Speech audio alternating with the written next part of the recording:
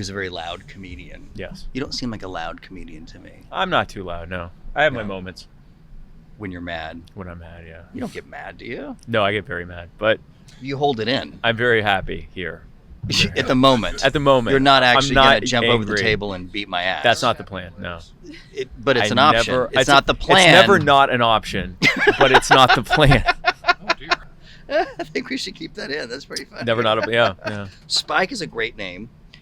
You don't look large enough to be a Spike. Yes. Like, I feel like you should be tougher looking if your name is Spike Cohen. So Spike is the result of what happens when you rename yourself when you're 3 years old.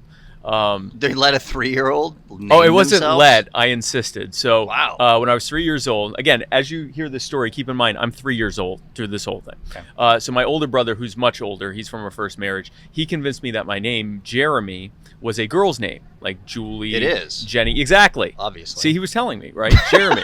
Jeremy is a girl's name. And he's like, I don't know how to tell you. I don't know why they named you that, but it's your name. And I was devastated. I'm not a girl. Why did you give me a girl's name? Right. And so I end up coming across a cartoon character named Spike, and I fell in love with the name, and I wanted to be Spike. And so I told my parents, I'm not Jeremy anymore, I'm Spike. And initially, they tried to fight against it. They kept calling me Jeremy. I wouldn't go with it. A few weeks later, they actually took me to a child behavioralist and had them, this is true, and they had them talk to me to make sure I didn't have like a tumor or some kind of weird, like psychopathy or something. And they said, hey, listen, he's a strong-willed kid. Call him Spike. It's fine. It's a phase. It'll pass. I'm now 41. And it hasn't passed. It has.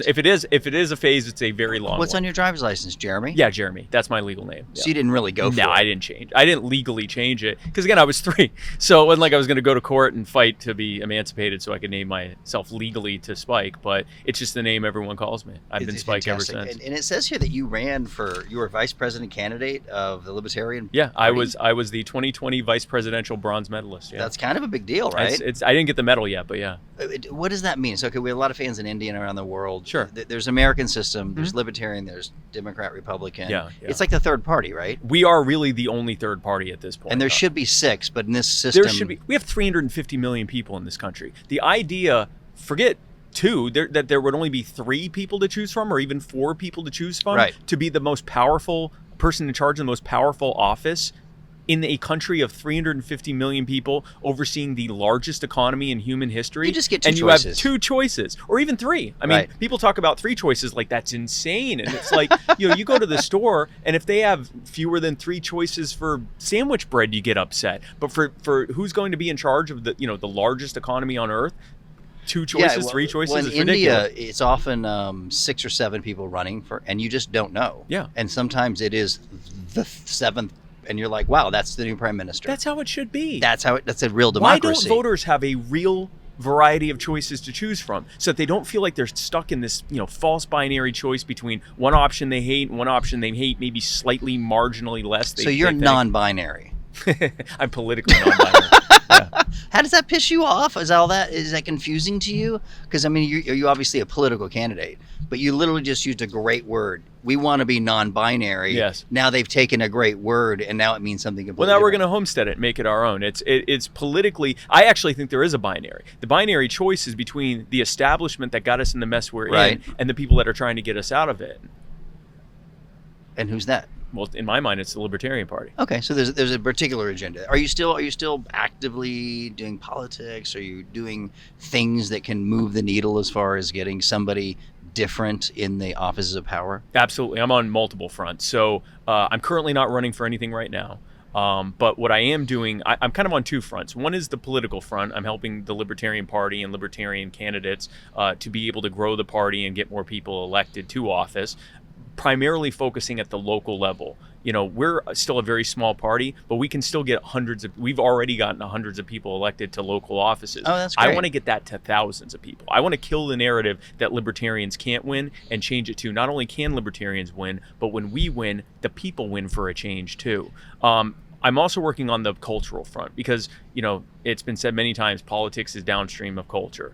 And we have to show people that liberty works before they're ever going to adopt it. And we need to show them that it's something that actually makes sense and it's not just a good theory. And so I started an organization called You Are the Power. Okay. And what we do is we find people who are being hurt by their local governments. We help organize their communities around workable solutions to get justice for the people that are being harmed. And we use it to show people. Give me an that example. I liberty don't understand when you say hurt somebody. Sure. So one thing we've been working on recently is there's a pastor who's been feeding homeless people. He and his church have been feeding and housing homeless people.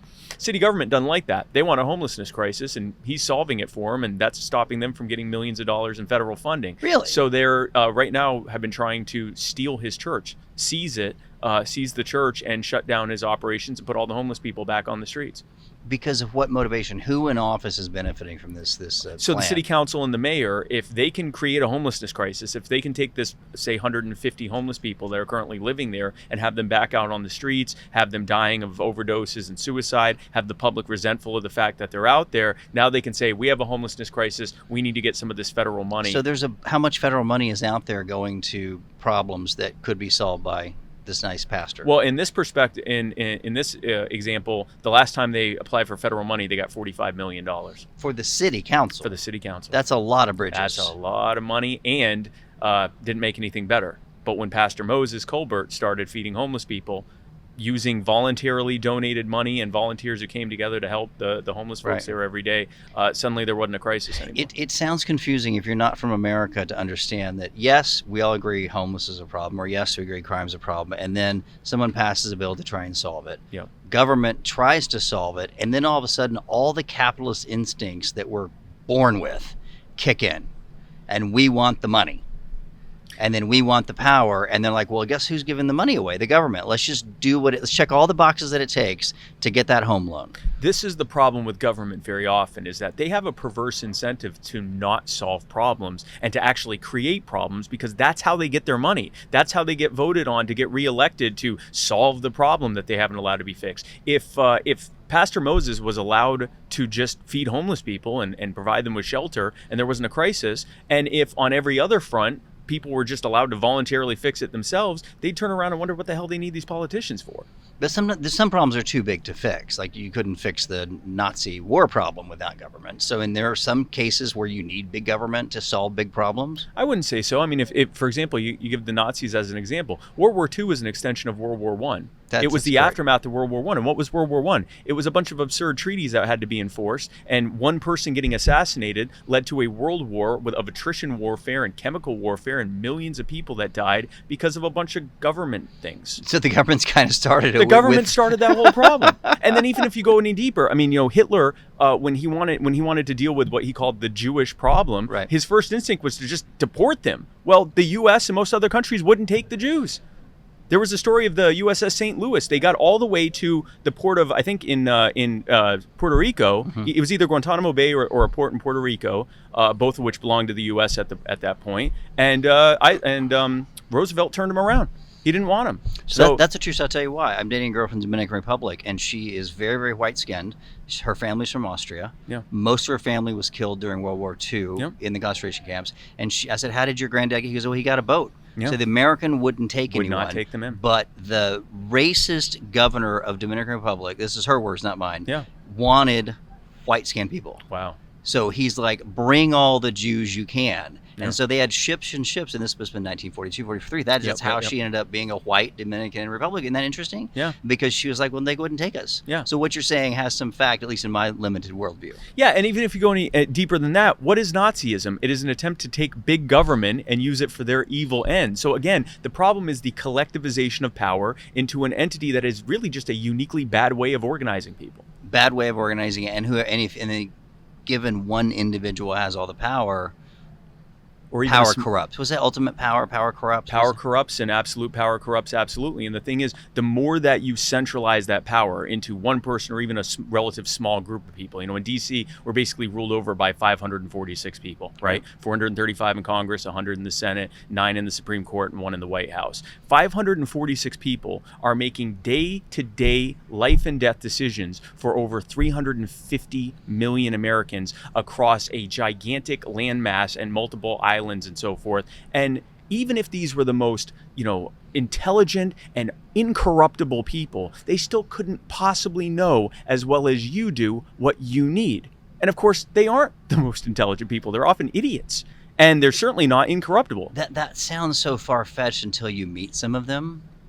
And then you meet your local politicians and city council, and you're like, how did these get elected? No, they're not sending their best, no. Well, the best are in private enterprise. The best are teaching schools. It's not necessarily because politics is ugly. Yeah. And I would never run for president because they would just dig through all my past and all the dirty jokes I've told, and all of a sudden take it out of context. Yep. I mean, it sounds like a very unattractive option. The only people that want to get into that are people like me, who are willing to take the punishment to try to grow the movement, and people who don't care if you dig up their past because they're not ashamed of being scumbags, and they know they're going to be even bigger scumbags when they get reelected. Well, you're not afraid to reach over and punch someone in the face in a podcast either. Listen, I said that it was an option.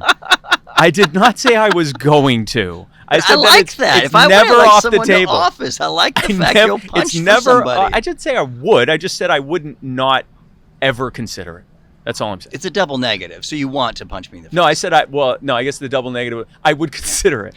I had to lighten up a little bit. You were getting kind of serious with the whole Nazi thing. The funny thing how we met is I was joking as we were starting the show about swapping jackets with you. Yes. But you're too puny. I'm a big manly man. I'm a medium-sized Jew. Very manly. And I'm only like an inch. I'm kidding at that. Your wife does this, not wife swapping. Let me get this straight. This is why it's never off the table. This is why. Let me phrase this correctly before you lose your marriage and I lose my credibility. Your wife does this swapping thing, which is dresses.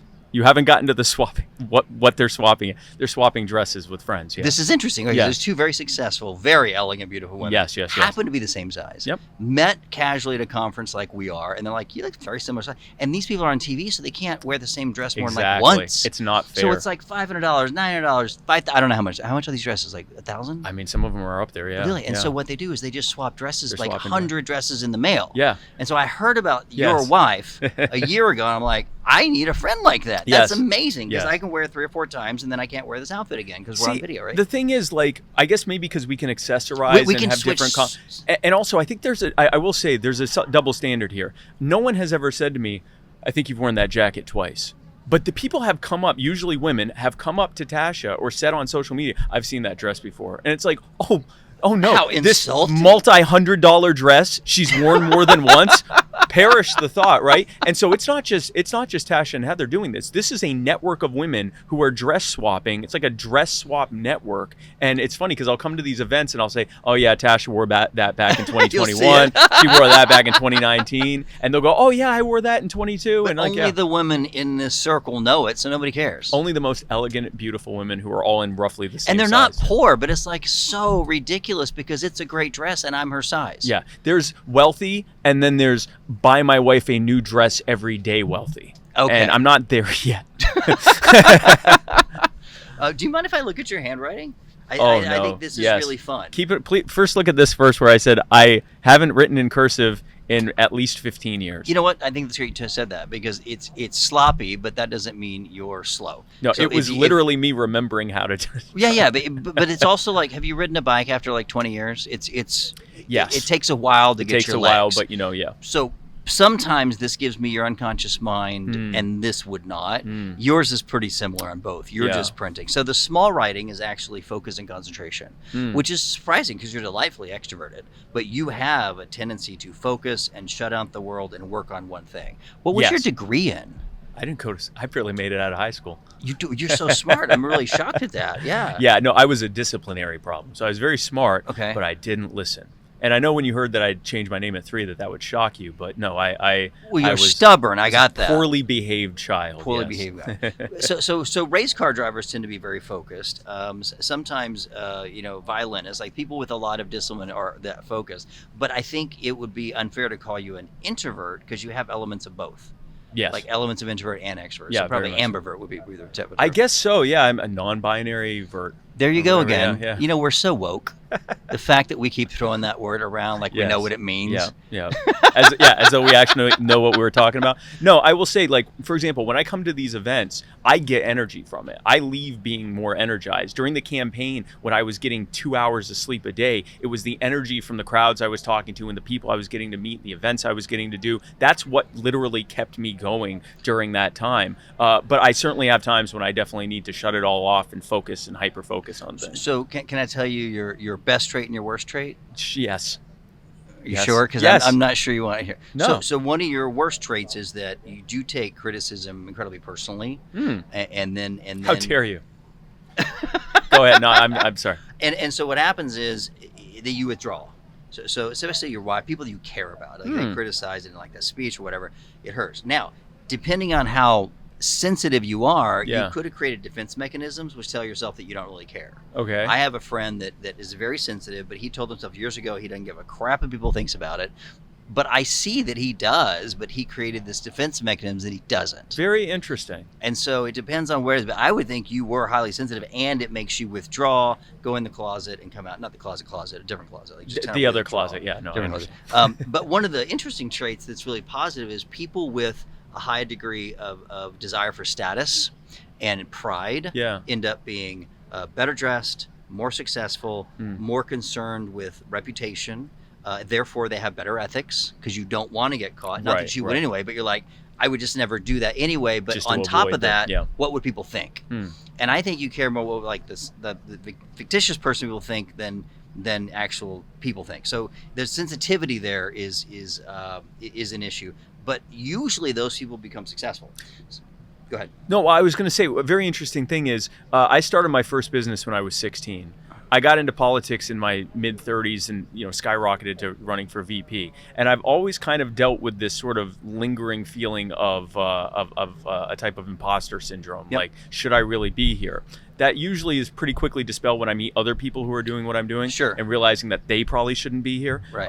But no, in general, I think I've always had that kind of like, should I be taken seriously on this? Well, there's two things. But I use that to adjust and learn. And here's a compliment, because I've been doing this for 30 years, and a lot of people that are successful, especially in public life, they have status, but their self-esteem is actually pretty low. So the more successful they are, the more they feel validated, and then for temporarily, they feel good enough. But it's a never-ending drug of validation. Yeah. You actually have a pretty good self-esteem, which means that even at night in the mirror when you look crappy, you're like, I still like myself. Yeah, I'm a decent person. I'm a good person. I'm moral. Like this is a good base to start from. So I was that when I was chasing money and when I was doing a job, doing my businesses that were increasingly feeling like they were killing me. I was miserable. I was constantly seeking something that I wasn't finding. And then in 2016, I was diagnosed with MS. It forced me to rethink every aspect of my life, down from what I ate to how I operated to what I thought about myself and everything else. And now I'm living in purpose. And that has completely changed my mindset on everything. I'm not chasing status anymore. I'm chasing a vision that I have for what I'm trying to do. And that now when I go to bed at night, I am excited to wake up the next morning to do the next thing. I've never had this imposter syndrome, but I know a lot of people that talk about it. So Yeah. I think that delta, or that gap between your good self-esteem and what you used to think you needed for validation, I think that's the emptiness you're still feeling. Yeah. But I don't think it's real. I think you're smart and intelligent, and like you said, once you meet all the other people, you're like, okay, good. In politics especially, man, I meet elected officials who, in theory, should be pretty smart, and you realize they're just like they're the dude that was left. Yeah, it's like they're just a machine that spits out quotes that they've been given, and they just say them over and over again, and they're really good at saying them. Right. They don't know what the hell they're saying, and if you challenge them on anything, they crumble, or they just walk away because they don't do it. Right, exactly. Man, you've been really interesting. Is there anything that you're working on specifically that we can help you with? Literally, Spike Cohen. What does the word literally mean? It means in a literal sense. But I'm saying, why'd you choose that? Oh. Like literally. It's not like the Spike Cohen or this mad 5-year-old Spike Cohen. You could have picked that handle. That's true. Well, but you went 3-year-old, literally. Yeah. No, so I that's actually comes from, I used to, when I first got into politics, I had this little podcast that I did. And it was never really that big, but it was just a fun thing I did to get involved. And I would always open by saying, welcome to my fellow Americans. I am literally Spike Cohen. And so when one of these social media, I forget which one, Spike Cohen was already taken by someone who died 15 years ago. So rude. Yeah, it was someone's dog. No, it was someone's dog. And they made like I think it was a Twitter account or something for them. Buy it? Buy some dead dog's Twitter account? No, it's a used account. But the dog died. But it's still like, they still have the account. I think you should sue them. Okay. That would be great PR. Yes. You should sue them for their sue dead the British dogs. people for having a dog that died. Oh, that's no, great that's PR. a solid case if there ever was one. So when I did that, well, it wasn't Twitter because I did real Spike Cohen on that, but on the other ones, I'm like, all right, I'll do literally Spike Cohen. But in retrospect, I maybe could have just done Spike Cohen for the other ones. I'm trying to let people understand what the handle is. So literally SpikeCohen.com.